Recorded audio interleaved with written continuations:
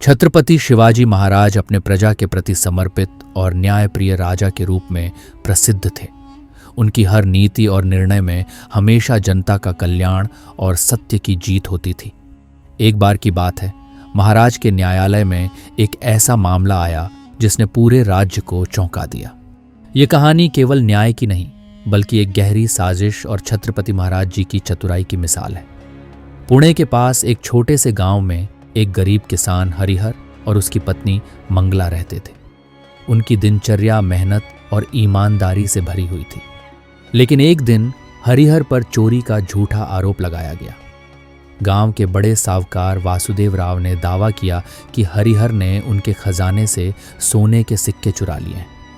वासुदेव राव एक प्रभावशाली व्यक्ति थे और गांव के लोगों पर उनका दबदबा था।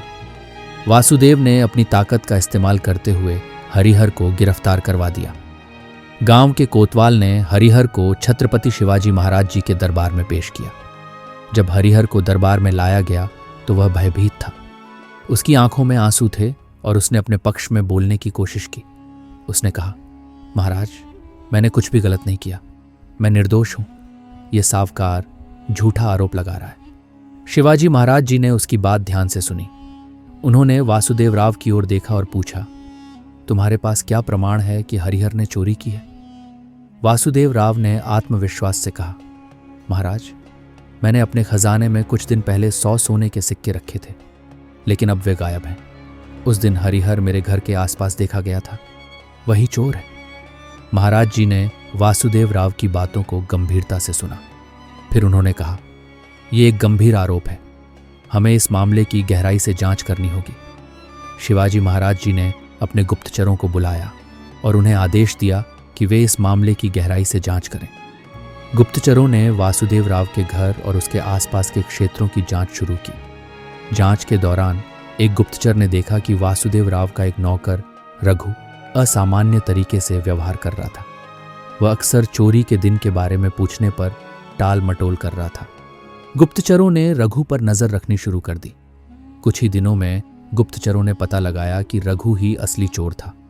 उसने साहूकार के खजाने से सोने के सिक्के चुराए थे और उन्हें अपने रिश्तेदार के घर छुपा दिया था।